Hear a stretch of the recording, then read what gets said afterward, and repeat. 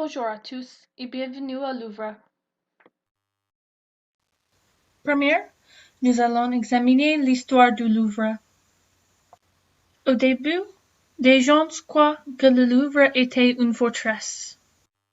Selon les anciens dossiers, il a été construit en 1190 par Philippe Auguste. En ce moment, le Louvre était au faubourg de la ville de Paris. Il était là pour protéger la ville quand le roi est sorti. Avec Charles V, le Louvre est devenu un château.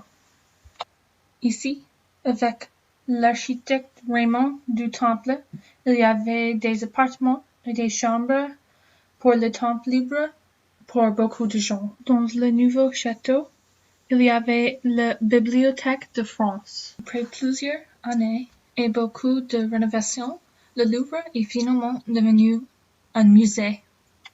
Le musée a ouvert ses portes le 10 août en 1793 avec 537 peintures.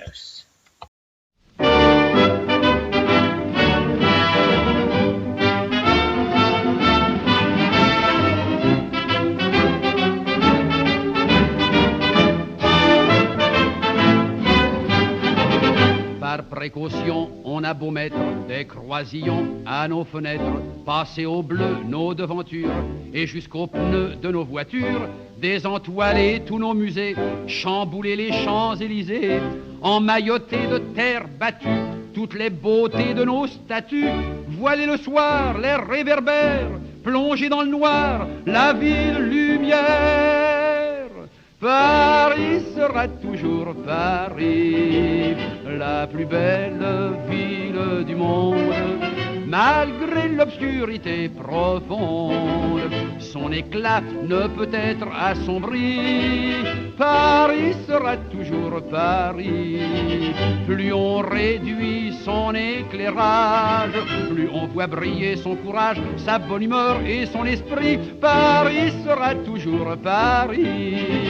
Pour qu'à ce bruit chacun s'entraîne, on peut la nuit jouer de la sirène, nous contraindre à faire le zouave en pyjama dans notre cave. On aura beau par des ukase nous couper le veau et même le jazz, nous imposer le masque à gaz, les mots croisés à 4 cases, nous obliger dans nos demeures à nous coucher tous à 9, 10, 11 heures.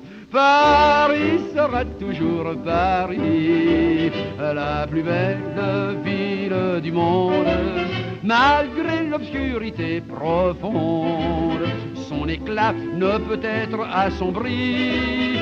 Paris sera toujours Paris, plus on réduit son éclairage, plus on voit briller son courage, sa bonne humeur et son esprit. Paris sera toujours Paris.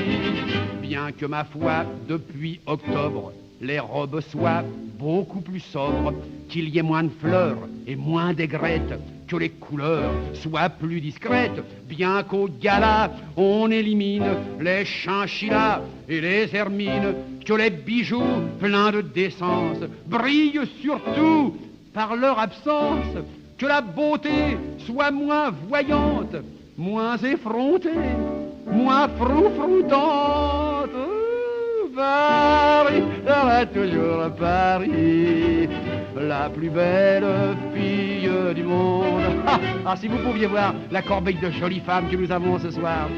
Vous ne pensez pas que c'est encore une richesse naturelle du pays, ça? Paris sera toujours Paris. On peut limiter ses dépenses, sa distinction, son élégance n'en ont alors que plus de prix. Paris sera toujours Paris.